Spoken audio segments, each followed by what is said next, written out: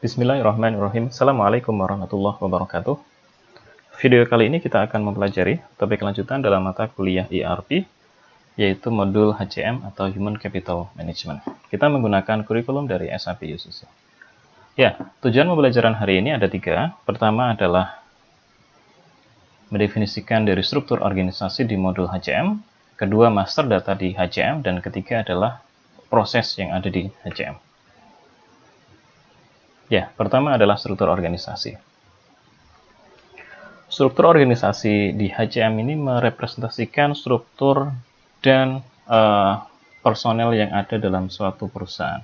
Gitu ya. Jadi ini mengilustrasikan, gitu ya, menggambarkan struktur dan hierarki yang ada di perusahaan. Kemudian juga menampilkan tanggung jawab dari masing-masing karyawan. Jadi tupoksi dari masing-masing karyawan didefinisikan di sini. Jadi tupoksi ataupun tupoksi adalah tugas pokok dan fungsi ya. Tugas dan fungsi. Kemudian atau dalam istilah lain misalkan job description gitu ya. Itu didefinisikan di modul HCM ini. Struktur organisasi di HCM itu ada 3. Kita bisa membagi dalam 3 bagian. Pertama adalah struktur di level enterprise-nya, kemudian struktur personelnya, dan struktur di organizational plan-nya. Apa itu definisi masing-masing? Nanti akan kita bahas di slide selanjutnya, tapi saya akan secara singkat menjelaskan perbedaan di antara ketiganya. Yang pertama adalah enterprise structure. Enterprise structure ini sama seperti yang kita bahas-bahas sebelumnya, bahwa masing-masing modul itu ada strukturnya. Di HCM ini juga ada strukturnya. Misal, paling atas adalah client, kemudian bawahnya adalah company code gitu ya. Kemudian ada company code lagi. Kemudian bawah company code juga masih ada lagi gitu ya. Nanti di slide selanjutnya akan kita bahas lebih detail. Artinya adalah enterprise structure itu bentuk strukturnya seperti ini. Struktur yang ada struktur keuangan, bisa jadi struktur legal yang ada dalam suatu perusahaan.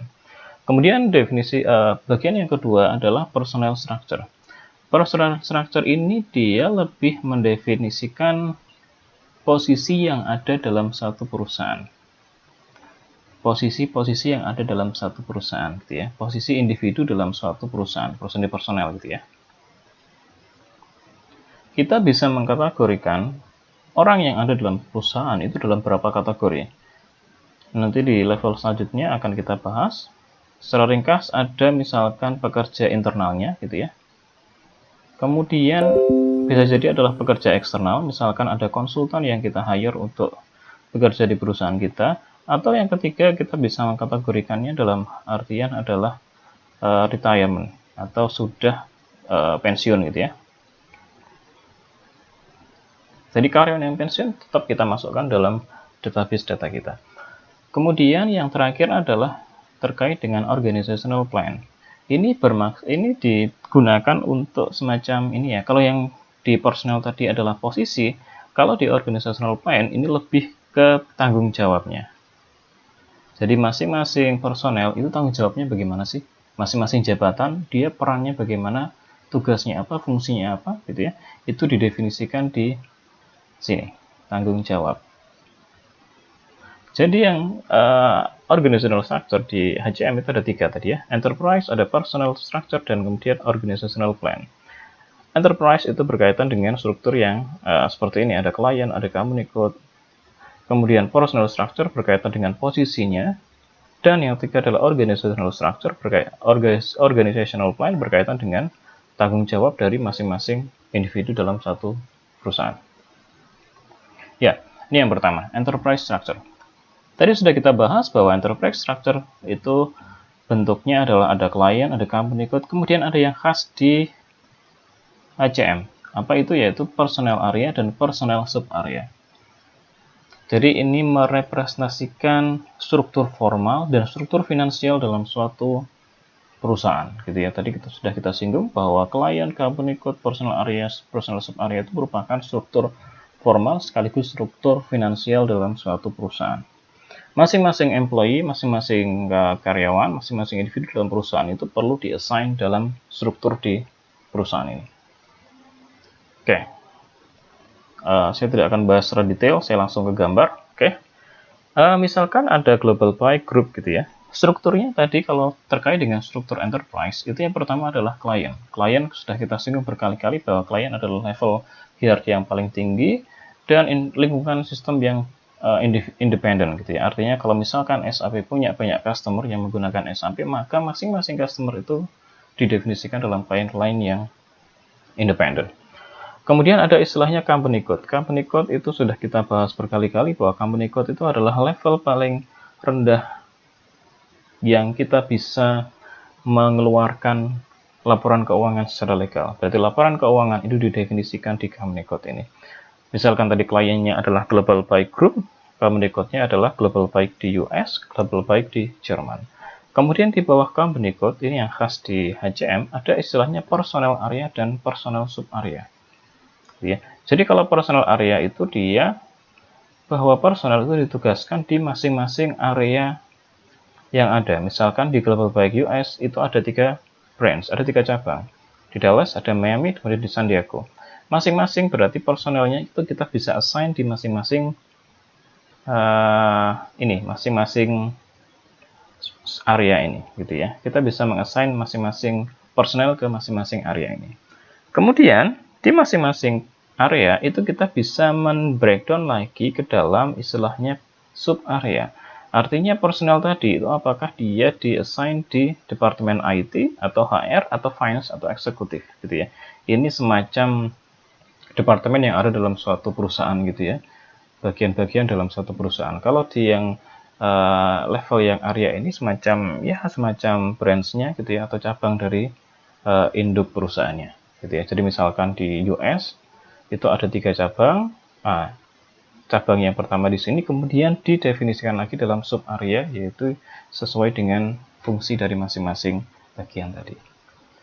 Oke. Tadi sudah kita bahas ada 3 bagian struktur di organizational. Pertama adalah apa tadi? Enterprise structure.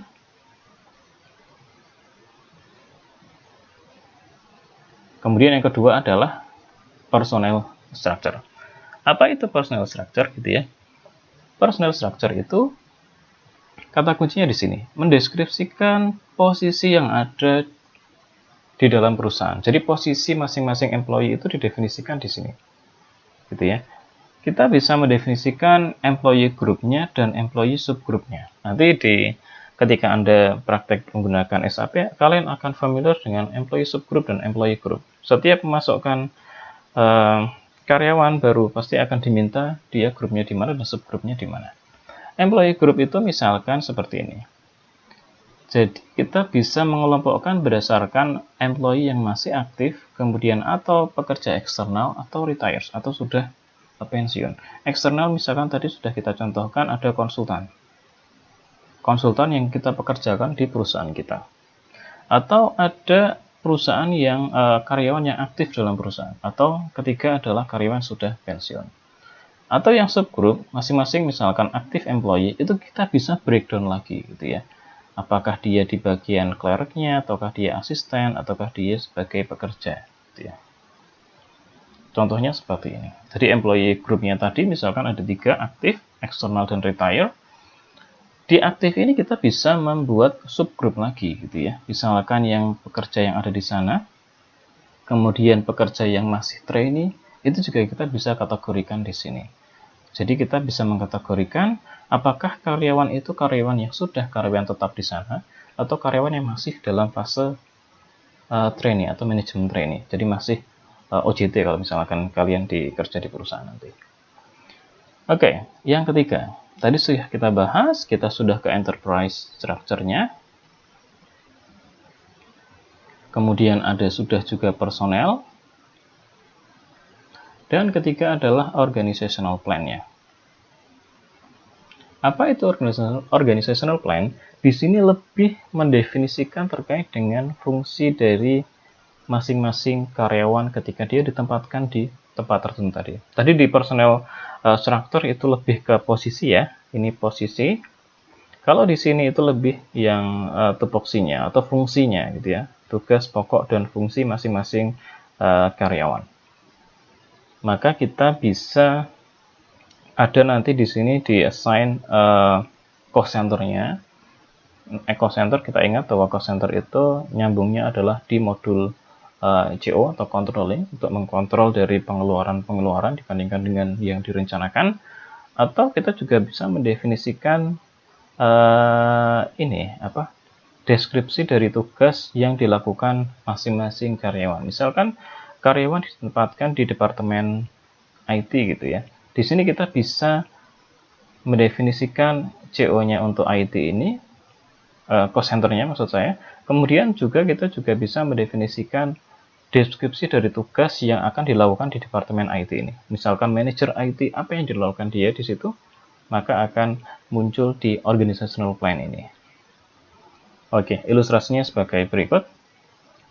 Jadi kita ingat bahwa di organizational unit tadi itu kita bisa membagi ke dalam dua kategori. Kita bisa mengkategorikan, kita bisa mengelompokkan berdasarkan fungsi atau berdasarkan wilayah. Misalkan kalau di sini organizational unit kita kelompokkan dalam tadi ada fungsi atau kedua ada wilayah.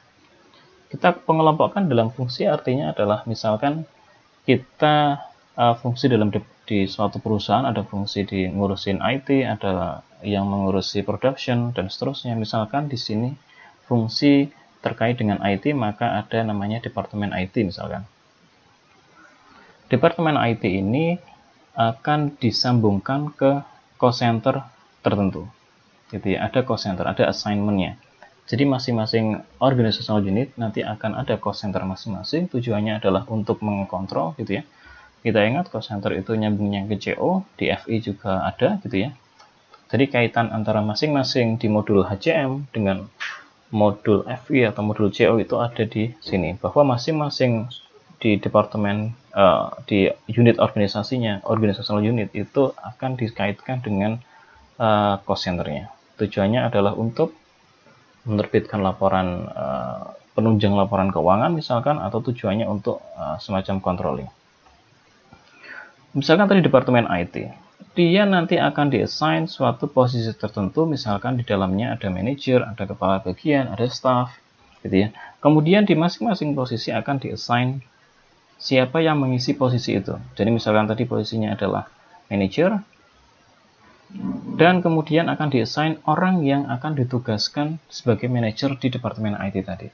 Kita ingat tadi, organizational unit itu kita bisa mengklasifikasikan dalam dua hal, berdasarkan fungsi atau berdasarkan wilayahnya gitu ya, atau lokasinya gitu. Oke.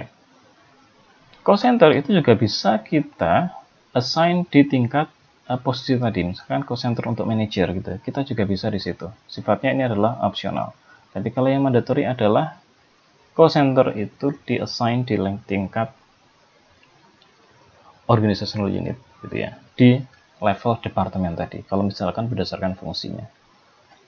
Oke, ini gambaran struktur yang ada di HCM gitu ya. Ini global buy ya, yang ada di US gitu ya. Yang ada di US misalkan paling tinggi ada client, ada company code US 00, kemudian ada personnel area. Tadi kita ingat ya, ada personnel area, ada personnel sub area. Kita tadi personnel area dibagi berdasarkan lokasinya. Lokasi di Miami misalkan, lokasi di Dallas gitu ya. Dan masing-masing area tadi dibagi lagi, ada istilahnya personel sub area berdasarkan semacam departemen yang ada di Dallas ini. Jadi ada eksekutif, ada finance, ada humas, ada human resource ya, ada IT, ada material management dan seterusnya. Kemudian ada istilahnya employee group dan employee subgroup gitu ya. Tadi employee groupnya misalkan ada eksternal, ada retire, ada aktif gitu ya. Aktif kita bisa membaginya karyawan internal, karyawan yang dibayar per jam gitu ya, atau karyawan eksekutif, atau retire sudah pensiun gitu ya, atau eksternal. Subgrupnya bisa didefinisikan misalkan ada konsultan yang junior, ada konsultan senior dan seterusnya. Jadi ada employee group dan employee subgroup yang merupakan penjabaran dari employee group tadi. Ada personal area dan ada personal sub area, di mana sub area itu merupakan pendefinisian atau penjabaran dari personal area tadi. Oke, ini kalau di Jerman. Di Jerman tadi sepertinya strukturnya lebih sederhana gitu ya. global bike, ada company code sama, ada personnel area, ada personnel sub area, dan ada employee group dan employee subgroup. Oke, akhirnya selanjutnya adalah master data. Jadi kalau kita review tadi di modul sebelumnya, di struktur organisasi di HCM itu ada 3 gitu ya. Jadi yang pertama adalah enterprise. Ini struktur dulu ya, struktur. Pertama adalah enterprise structure. Kedua adalah personelnya. Ketiga adalah organizational plan. Kalau yang enterprise structure itu ya struktur formal, struktur finansial gitu ya. Kita tadi ingat ada klien, ada company code, ada personnel area, personnel sub area itu di sini. Kalau yang personel structure itu lebih ke posisinya. Kalau yang organizational plan itu lebih ke apa tadi? Tanggung jawabnya, tupoksinya. Plus di sini juga dikaitkan ada di cost center juga di sini nanti. Dan cost center nyambungnya dengan di modul CO. CO biasanya kaitannya juga dengan FE juga. Oke. Master data yang pertama adalah personnel number. Kita ingat kalau di material itu istilahnya ada material number. Customer ada customer number. Kemudian vendor ada vendor number. Berarti data-data yang ada dalam master data di SAP itu masing-masing diidentifikasi berdasarkan nomor yang unik gitu ya. Di sini di SAP itu untuk personal number ada sampai kita bisa masukkan hingga 8 digit sebagai identifier gitu ya. Kita bisa mengidentifikasi berdasarkan nomor dari masing-masing personel tadi. Kita bisa mengassign oleh sistem gitu ya, otomatis sistem mengenerate gitu ya, atau kita bisa masukkan secara manual. Gitu ya. Jadi masing-masing data yang ada di employee itu diidentifikasi dengan basisnya itu adalah personal number-nya. Misalkan seperti ini. Personal number 647 sekian gitu ya. Ada expense result-nya, pengeluaran di bulan Mei, kemudian Juni bagaimana. Kemudian ada travel expense-nya, misalkan berkaitan dengan perjalanan dinas yang dilakukan selama bulan April itu berapa. Itu nanti semua diidentifikasi dengan basisnya adalah nomor tadi. Jadi nomor itu digunakan sebagai identifier-nya. Kita bisa men-setting the reference istilahnya, atau bisa acuan gitu ya. Jadi digunakan untuk semacam contextual relationship gitu ya. Jadi misalkan gini gampangnya. Misalkan Anda di perusahaan biasanya Anda punya nomor induknya. Misalkan kalian sebagai mahasiswa, kalian punya istilahnya nomor induk mahasiswa gitu ya. Berarti pekerja juga ada nomornya. Nomornya ini kita bisa misalkan nomor menggunakan sistem yang lama gitu ya. Kemudian perusahaan mengadopsi sistem SAP. Maka di sini tadi personnel number itu bisa kita referensikan ke nomor yang lama gitu ya. Atau ini, jadi nomor lama itu kita bisa referensikan ke personal number ya. Atau dengan kata lain, misalkan gini. Misalkan kalian itu bekerja di perusahaan yang punya banyak cabang gitu ya. Misalkan kayak tadi di Global Bike itu ada di Dallas, ada di Miami gitu ya. Misalkan pertama Anda kerja di Dallas gitu ya. Kalian punya nomor personal number. Kemudian kalian pindah ke yang lain. Maka nomor yang baru ini bisa di-create dengan mereference pada nomor yang lama. Misalkan ini tadi pindah berarti ya. Ini tadi adalah reference-nya. Dengan acuan nomor yang lama. Gitu ya. Atau dengan kata lain misalkan Anda itu bekerja tapi juga dipekerjakan di cabang yang lain. Misalkan di sini. Anda itu sebagai pekerja tetap di Dallas, tetapi Anda juga menjabat sebagai project manager di Miami. Artinya, di sini bisa dibuat 2 personnel number. Karena ini ada di level area yang berbeda. Gitu ya. Ini personnel area di Dallas, ini personnel area di Miami. Maka harus ada nomor personnel number-nya. Kemudian personnel number itu dikelompokkan berdasarkan istilahnya adalah person ID ini. Jadi person ID ini bisa menyambungkan dua personal number yang berbeda. Misalkan ada case satu karyawan kerja aktif di Dallas tapi juga ditugaskan sebagai project manager di Miami, gitu ya. Berarti di sini juga harus ada nomor personelnya, di sini juga ada nomor personelnya diidentifikasi dengan satu nomor, yaitu nomor person ID tadi. Oke, selanjutnya adalah info type. Apa itu info type? Info type itu master data distrukturkan berdasarkan info type. Gampangnya gini. Misalkan nanti kalau kalian penasaran, kalian bisa baca-baca lebih detail, tapi saya akan mencontohkan apa itu yang dimaksud dengan info type. Info type kita bisa mendefinisikan, kita bisa menjabarkan struktur data gitu ya ke dalam info type ini. Misalkan info type 2001 tentang absence gitu ya, maka ada kategorinya, subnya itu adalah bisa jadi karena absennya adalah vacation, bisa jadi adalah karena kesehatan, atau bisa jadi adalah urusan keluarga gitu ya, atau bisa jadi adalah karena perjalanan dinas gitu ya. Jadi kita bisa mendefinisikan masing-masing ini berdasarkan info type-nya. Kemudian info type itu dia bergantung pada waktu, jadi ada validitas waktunya.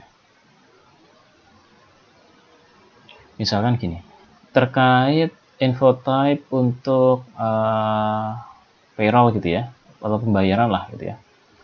Terkait pembayaran, bisa jadi gaji yang kita terima itu tidak tetap sampai tidak tetap, tapi sifatnya adalah ada validitas waktunya. Misalkan gaji kita gitu ya, gaji misalkan sekian untuk periode dari tanggal berapa ke berapa. Kemudian kita mengalami kenaikan sekian, itu dari tanggal berapa ke berapa, dan mengalami kenaikan lagi. Jadi info type tadi, master datanya itu dia sifatnya adalah bergantung pada waktu dan bergantung pada validitas waktunya tadi, gitu ya. Karena bergantung pada jabatan, kenaikan, gitu dan seterusnya. Untuk memasukkan info type itu kita bisa dilakukan seperti ini gitu ya. Ini ada tipe-tipe info type gitu ya. Jadi banyak gitu ya.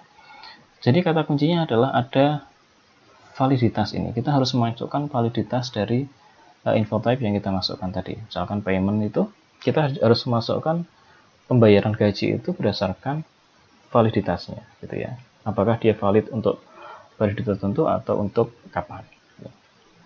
Oke. Tadi master data sudah ya. Jadi master data tadi kalau kalian ingat di master data ini tadi ada personal number gitu ya. Dari masing-masing pekerja yang ada di dalam suatu perusahaan itu diidentifikasi dengan satu nomor unik yaitu personal number. Kalau di material ada material number, kalau di sini ada personal number. Kemudian ada juga yang kedua adalah info type. Info type itu untuk apa? Untuk menstrukturkan data yang ada di dalam HCM. Dan ini sifatnya tadi sudah kita jelaskan bahwa dia itu dependent terhadap waktu, gitu ya, bergantung pada waktu. Misalkan gaji yang kita terima itu juga bergantung pada waktu karena sifatnya adalah fluktuatif berdasarkan kepangkatan yang telah kita capai. Oke. Bahasan kita selanjutnya adalah proses. Proses di HCM itu secara garis besar ya seperti ini. Jadi mulai dari rekrutmen, time management, personal development, talent management, performance management, travel management, payroll, dan personal controlling. Saya akan mendefinisikan secara singkat masing-masing proses ini, tapi nanti di belakang juga kita akan bahas secara lebih detail. Pertama adalah rekrutmen. Role-nya dipegang oleh HR administrator. Itu levelnya level administrator. Rekrutmen itu untuk apa sih? Biasanya kalau perusahaan butuh, misalnya departemen IT gitu ya, dia butuh pekerja yang untuk dipekerjakan di sana gitu. Karena workload-nya terlalu tinggi gitu, misalkan. Berarti ada vacancy, ada lowongan di departemen itu gitu ya. Kemudian ada istilahnya ada aplikan masuk gitu ya. Ada seleksi, kemudian kalau diterima maka di hire gitu ya, direkrut. Jadi itu di rekrutmen. Diatur dalam modul HCM. Kemudian kedua adalah time management. Time management untuk apa? Bisa jadi adalah untuk kalender kerja, gitu ya. Bisa jadi juga untuk berkaitan dengan absensi kerja. Itu diatur di sini. Misalkan kalian masuk kantor, kemudian absensi, pakai fingerprint, kemudian masuk pukul berapa, keluar pukul berapa, nanti akan ada pencatatan di sini, di time management ini. Kemudian personal development untuk apa? Personal development ini kata kuncinya adalah profile matchup. Apa itu profile matchup? Digunakan untuk membandingkan gitu ya antara kemampuan dari pekerjanya dibandingkan dengan jabatan. Jadi sebenarnya tadi di level ketika kalian masuk dunia kerja gitu ya, seleksi ini itu juga ada profile match-up-nya. Jadi vakansi yang diterbitkan oleh Departemen IT tadi, misalkan perlu kualifikasi apa. Kemudian kalian masuk, kalian punya kualifikasi apa. Kemudian di-match-up-kan, di-match-kan, kira-kira apakah cocok antara profil kalian itu dengan jabatan yang dibutuhkan. Kalau cocok maka akan di-hire, kalau tidak maka akan ditolak, gitu ya. Jadi di sini juga sama gitu ya. Misalkan pekerja yang sudah aktif bekerja dan ada jabatan yang akan perlu untuk diisi. Kita bandingkan jabatan itu dia perlu kualifikasi apa. Dan pekerja yang tadi yang calonnya itu dia punya kemampuan apa. Kalau kemampuannya cocok, maka dia akan bisa mengisi pada jabatan itu. Tapi kalau misalkan kemampuannya kurang, maka ada yang lain. Yang lain itu apa? Istilahnya akan dibahas di talent management. Jadi misalkan tadi ada pekerja, kemudian ada jabatan gitu ya. Untuk menuju ke jabatan ini ternyata dia belum bisa. Maka ada istilahnya talent management.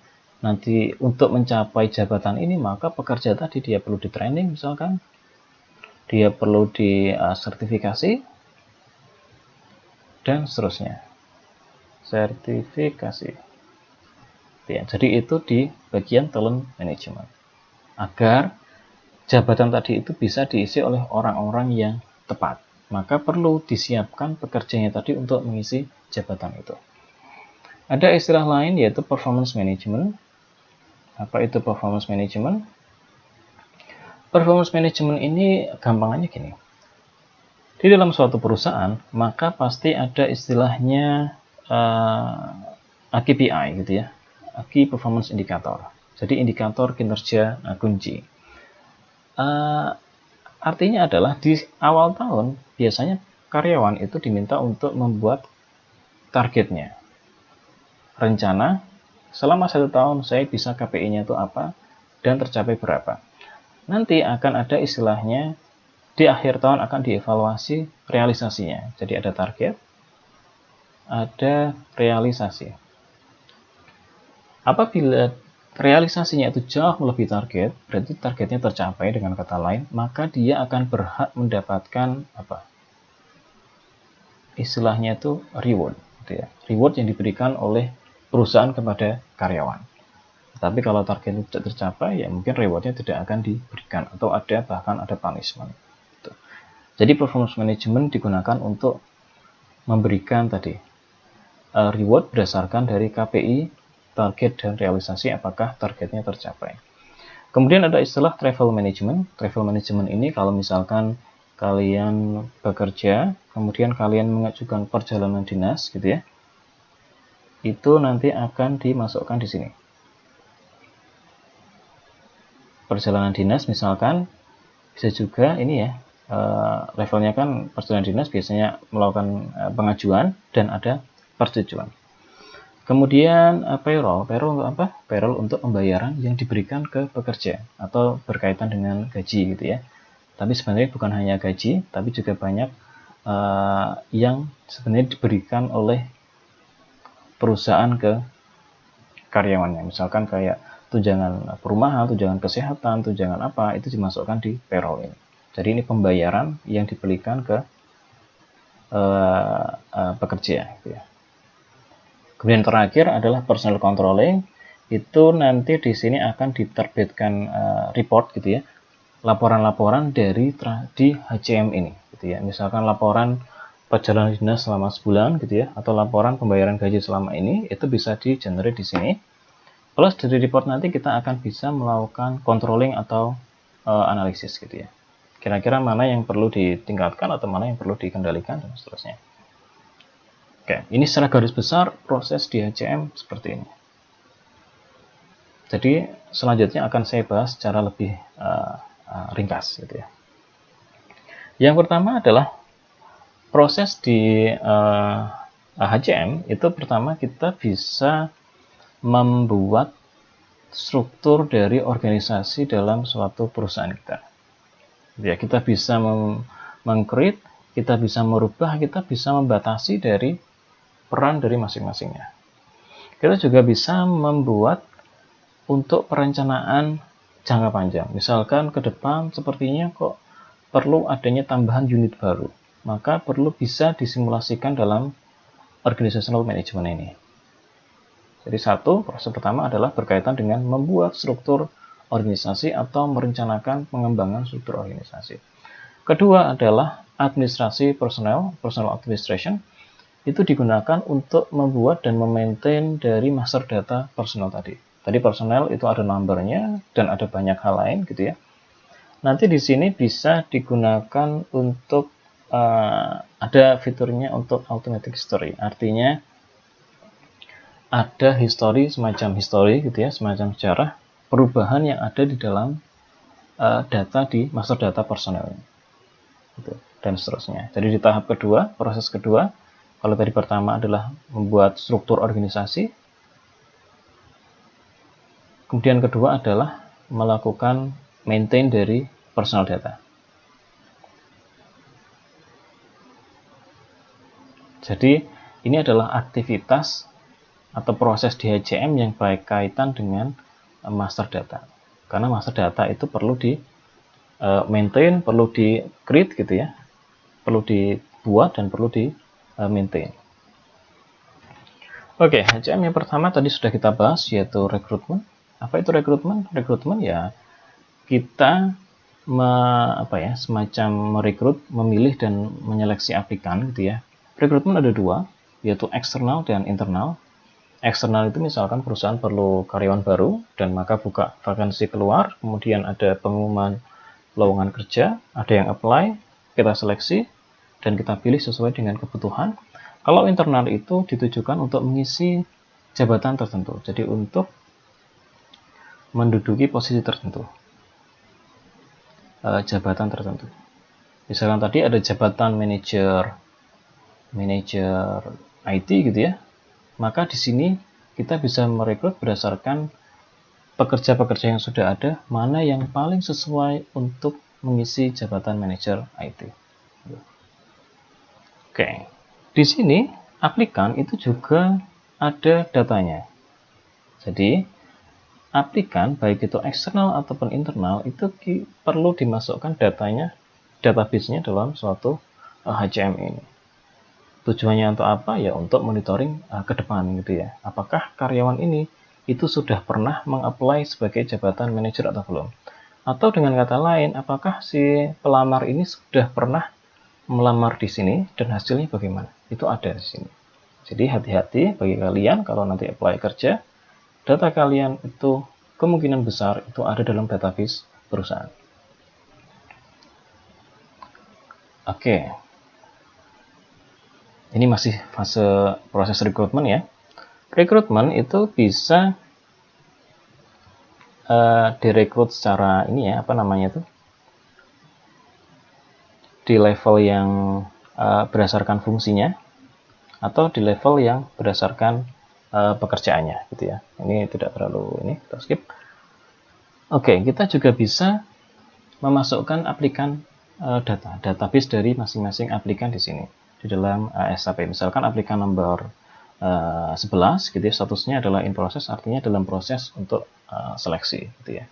Kemudian ada semacam aksi-aksinya, apakah aplikannya nanti akan diterima atau sudah fase reject penolakan, atau fase pemasukan dokumen gitu ya, atau fase proses seleksi gitu ya.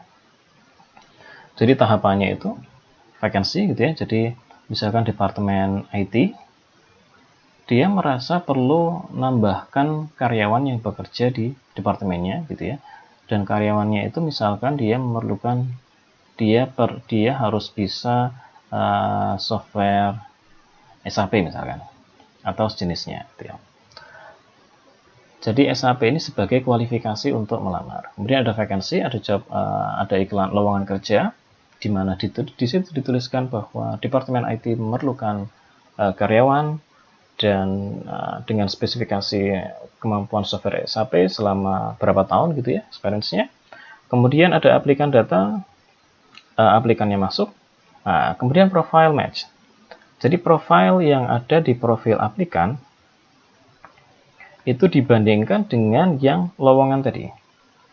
Tadi kan lowongannya dia harus bisa software SAP misalkan. Apakah aplikan yang masuk ini dia bisa memenuhi dari sini? Berarti nanti ada dua kategori, apakah dia memenuhi, dia over qualified gitu ya, kualifikasinya aplikan lebih tinggi dari software SAP yang di ketentuan software SAP yang dicantumkan, atau dia tidak memenuhi gitu ya, atau sama. Kalau sudah dinyatakan memenuhi gitu ya, match gitu ya, maka dia akan direkrut sebagai karyawan. Jadi proses rekrutmen adalah seperti ini. Ya. Kita bisa menyeleksi berdasarkan secara keseluruhan atau berdasarkan masing-masing masing-masing jabatan gitu ya.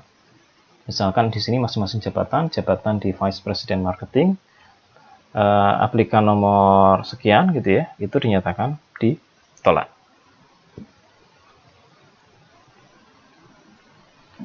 Oke, tadi yang pertama adalah rekrutmen gitu ya. Proses pertama itu rekrutmen. Kedua adalah apa? Personal development. Tadi sudah kita singgung bahwa secara garis besar personal development itu adalah ini. Ada pekerja, ada jabatan. Pekerja untuk bisa menduduki jabatan tertentu, maka di sini kan ada kualifikasi. Di sini juga ada semacam kualifikasi juga. Apakah kualifikasi pekerja itu sesuai dengan kualifikasi yang dibutuhkan di jabatan itu? Kalau misalkan tidak memenuhi, maka akan ada tahapannya adalah pengembangan dari kualifikasi employee ini. Jadi ada pengembangan. Tujuannya adalah agar pekerja tadi itu suatu saat bisa menduduki pada jabatan yang ada sesuai dengan kualifikasi yang telah ditentukan. Misalkan tadi jabatan kepala bagian di Departemen IT gitu ya, dia perlu sertifikasi SAP.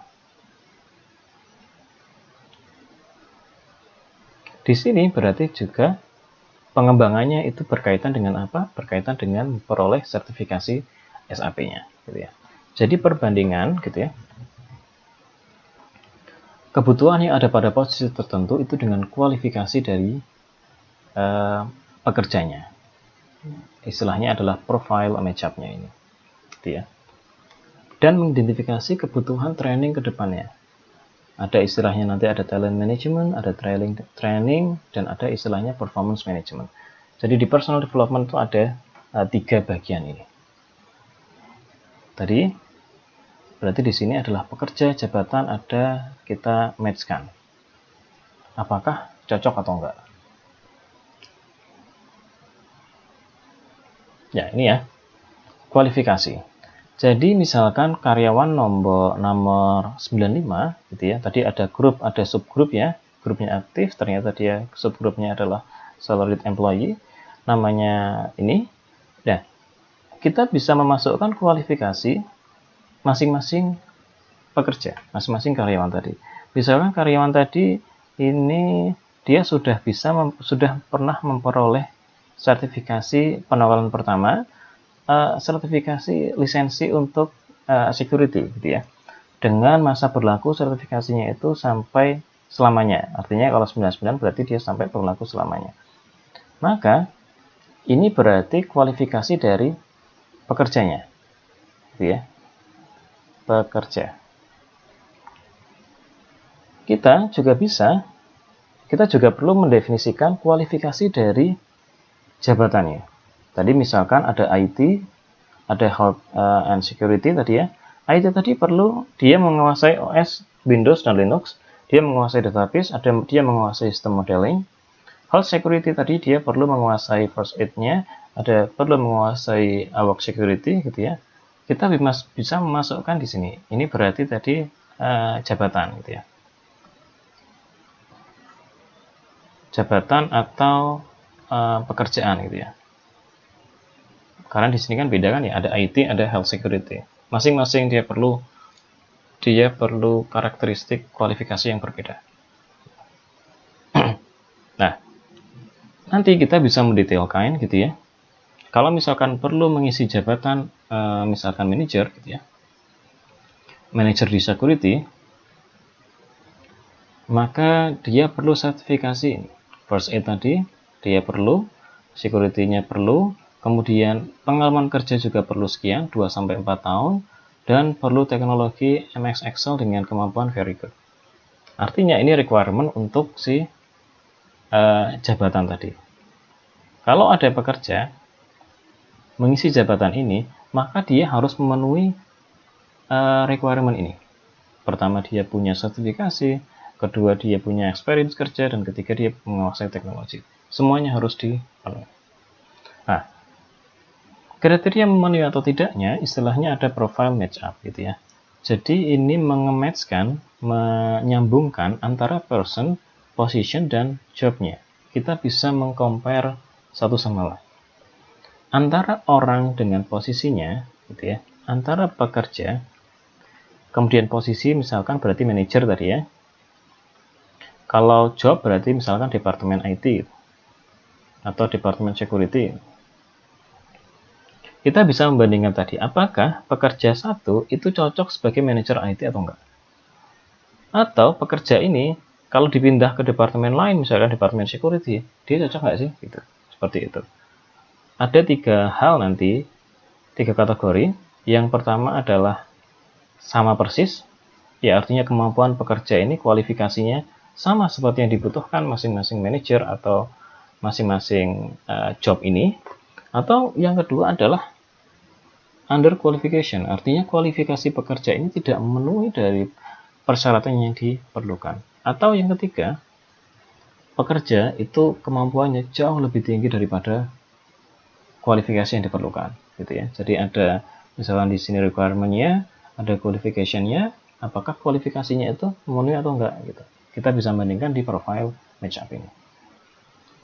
Nah, juga ada istilahnya talent management. Ini juga masih termasuk kategori dari personal development ya. Talent management ini itu berkaitan dengan manajemen dari talent yang ada di dalam suatu perusahaan. Misalkan kalian nanti masuk kerja. Kalian sebagai sarjana, biasanya kalian akan direkrut dan kalian akan dijadikan sebagai calon-calon penting di dalam suatu perusahaan. Ya, misalkan di sini masuk, kalian masih fase training gitu ya, manajemen training gitu ya. Pada fase ini, maka ada istilahnya career path-nya atau seperti perencanaan karir kalian gitu ya. Pertama, kalian untuk mencapai, kalian tadi misalkan ditargetkan jadi general manager atau di direksi gitu. Direksi misalkan. Berarti kalian untuk menjadi direksi akan ada tahapannya. Tahapan pertama kalian sebagai kepala bagian misalkan. Tahapan kedua sebagai manajer misalkan.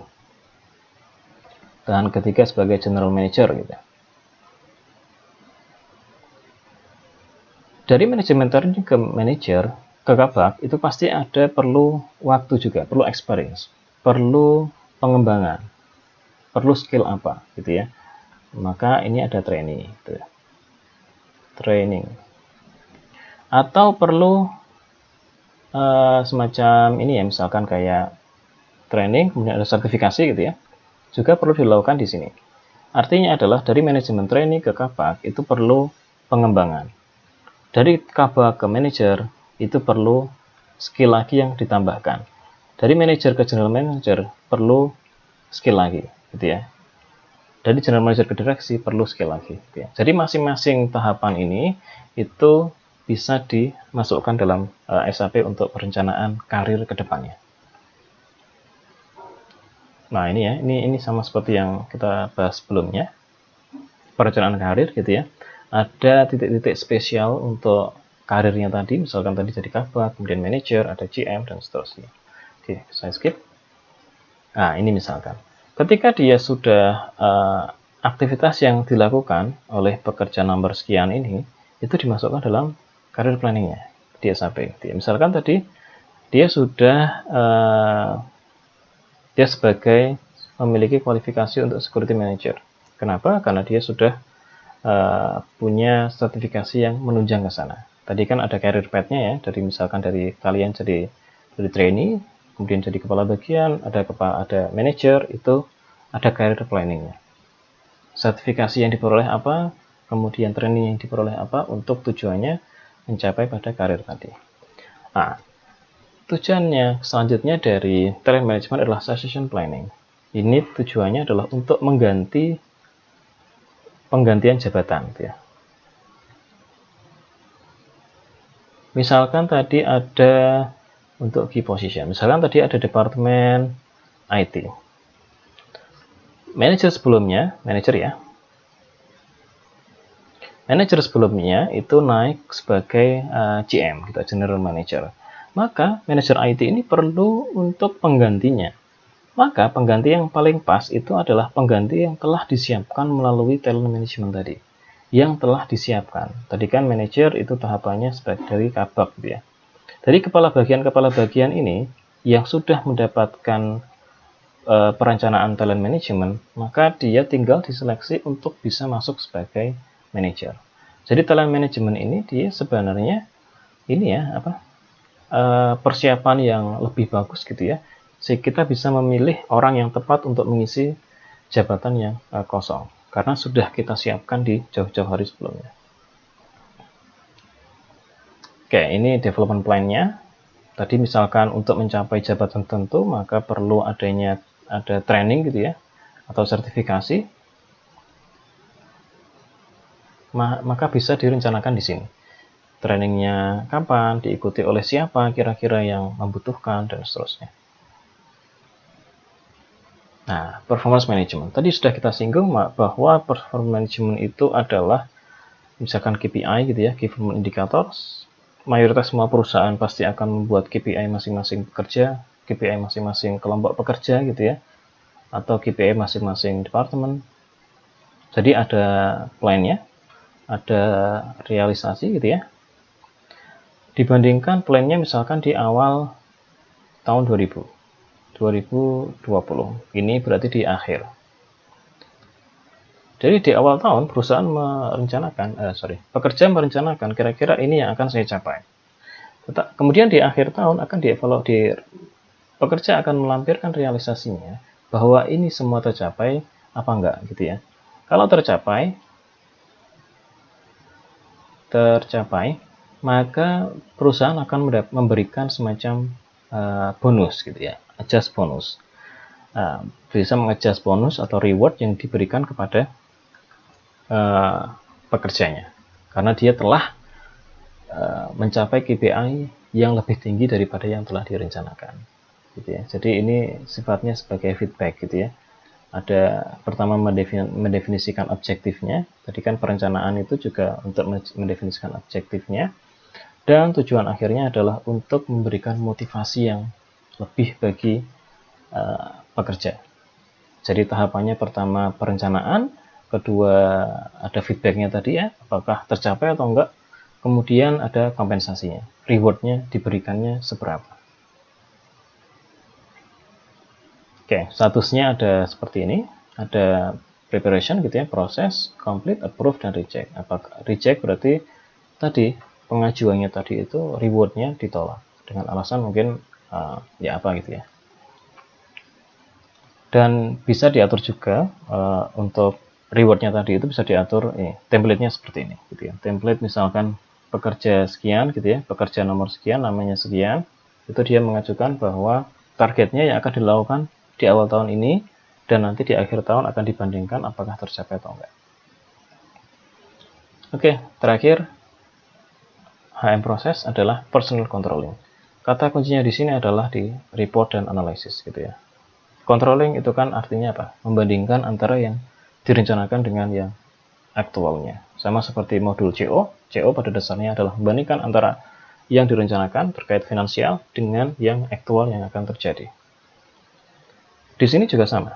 Pada umumnya berkaitan dengan report gitu ya. Jadi di proses terakhir ini adalah membuat laporan dan menganalisa dari laporan itu.